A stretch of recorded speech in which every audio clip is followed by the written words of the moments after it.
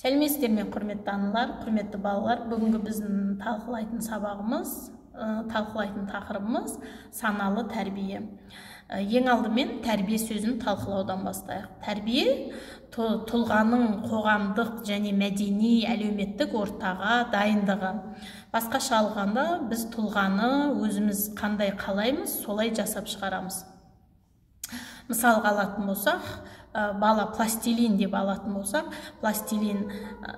пластилиннен қандай нәрсе жасағымыз келеді және ол қалай жасағымыз келеді, ол өзімізге байланысты.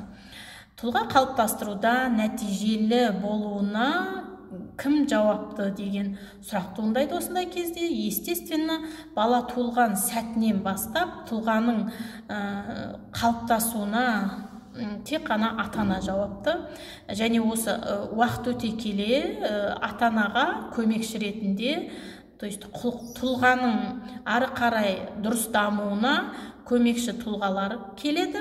Бұл ата, апа, аға, әпке деген сияқты жеке тұлғалар да баланың дұрыс дамуына өз үлестерін қосады.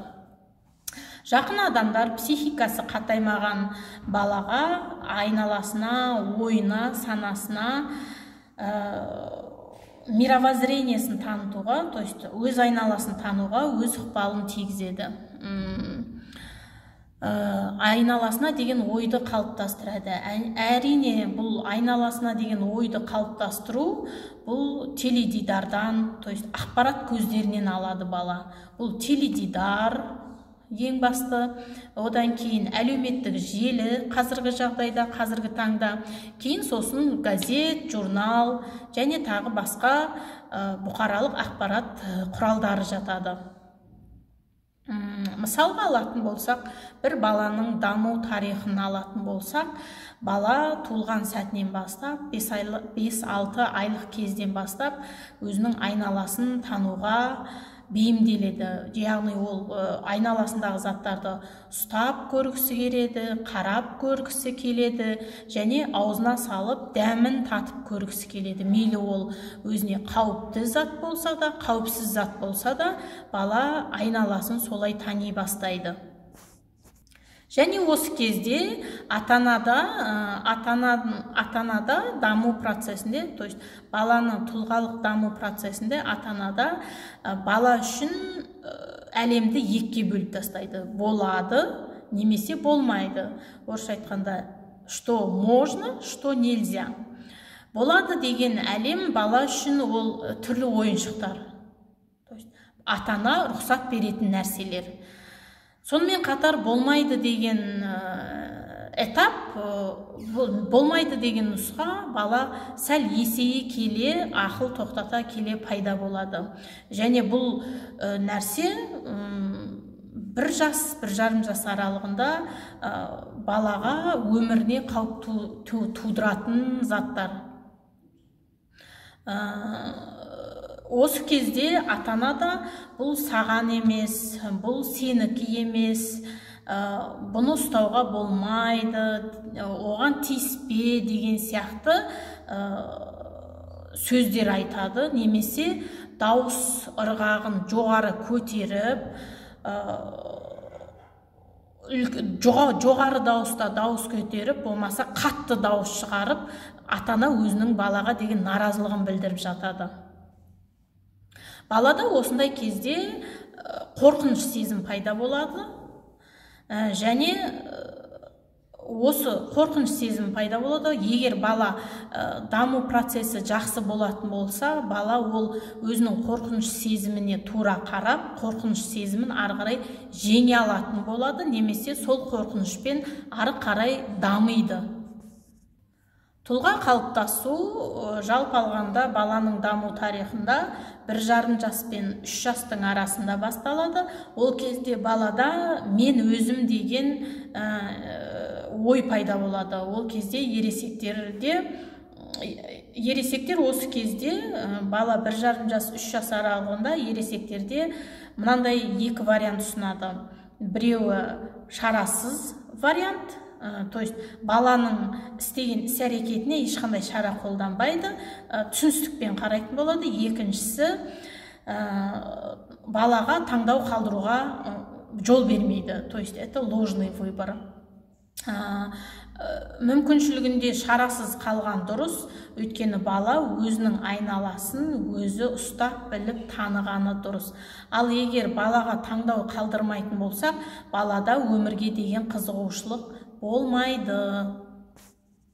Әрі қарай тұлға қалыптасу процесі 3 жастан 7 жасқа дейінгі аралықта болады.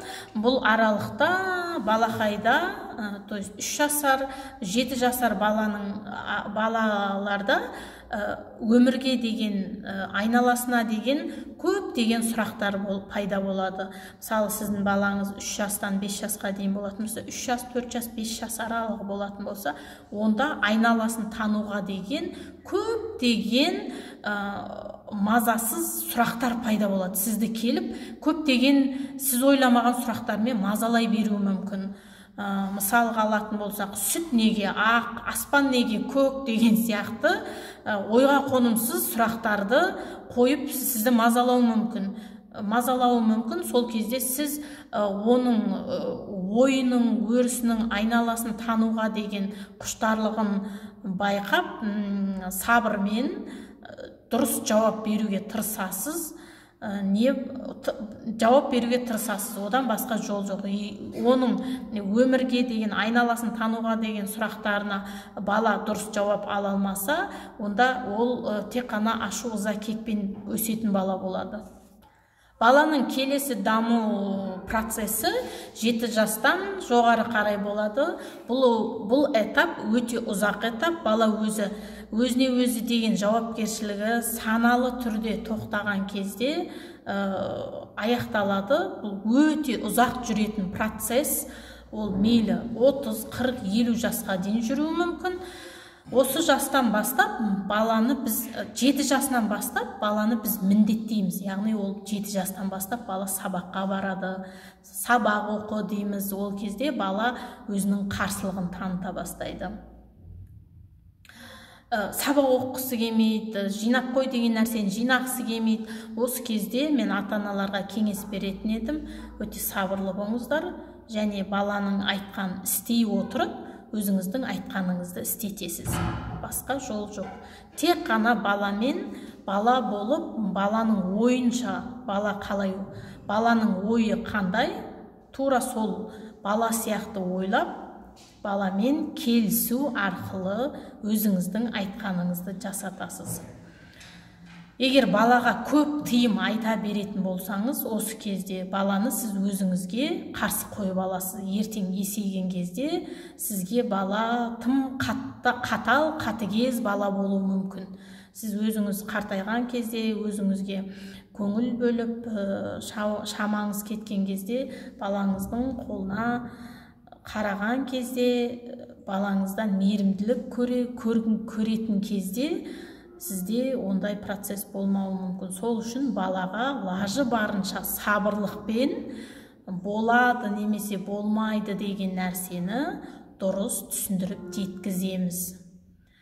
Балаға көп тыйым айтпаймыз. Тыйым айтамыз, бірақ жеткізіп бала түсіне алатындай жағдайда айтамыз.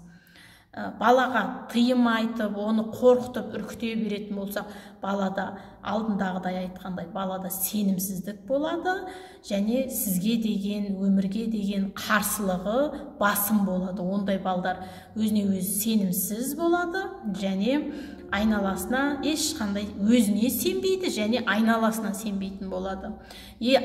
Адам өз ойын басқара алғанда ғана еркін өседі. Яғни балаға өз ойын басқаруға мүмкіншілік береміз.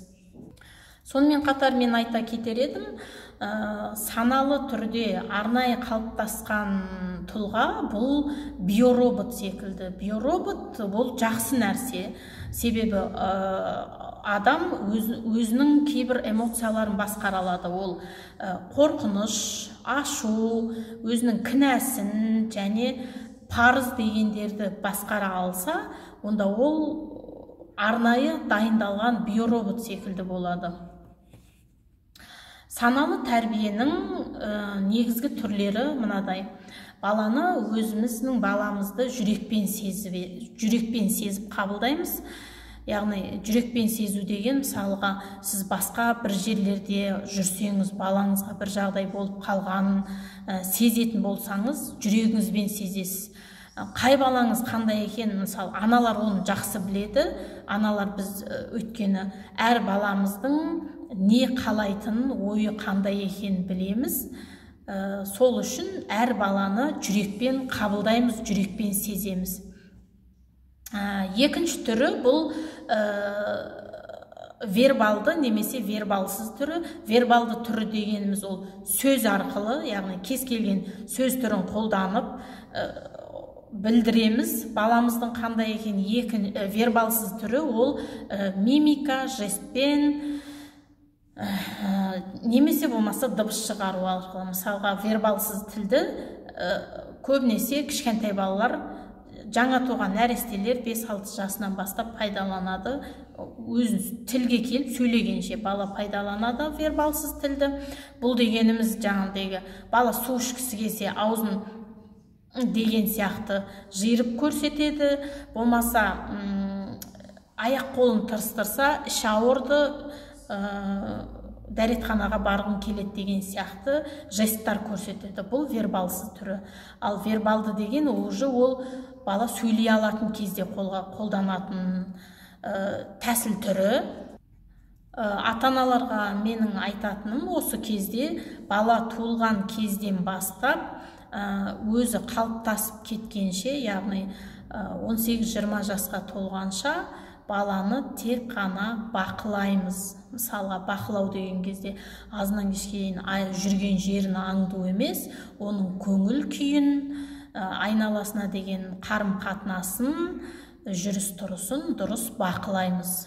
Қайда келдің, қайда бардың, қайда тұрдың емес, оның айналасына деген көзқарасын бақылау, достарына деген көзқарасын бақылау, және оның сол достарына, айналасына деген қатынастардың іс-әрекетін бақылау. Мысалға, сіздің қызыңыз немесе ұлыңыз мектептегі достарымен ұрсып қалып, керісіп қалып жатқан болатын болса, мектептен келген кездегі оның состояниясы, то есть жүріс-тұрысынан байқаймыз. Болмаса эмоция беріп қояды ғой көбінесе балдар. Білдірмейміз деп ойлайды, но все равно жаңағыдегі жүрекпен қабылдап, жүрекпен сезсек, ата-ана бәрін сезіп қояды. Не болды, не жағдай, сразу түрінен, болмаса көзінен біліп қоямыз, жүріс-тұрысынан біліп қоямыз. Баланы тек қана бақылаймыз. Ойбай, пәленше түгенше деп емес, серьезно өзіміздің баламызды тұлға, жақсы тұлға ретінде қалыптастырсақ, онда бізден күшті ата-ана, күшті бала шығады.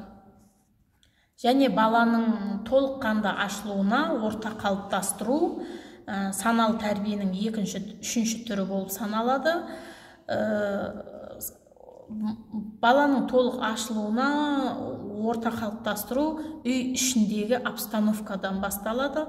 Ол өзінің жеке бөлмесі болмаса, үй ішіндегі члены семьи бар ғой, отбасы мүшелерінің бір-біріне деген қарым-қатынасы, отбасы мүшелерінің оған деген қарым-қатынасын қалыптастыру болып табылады.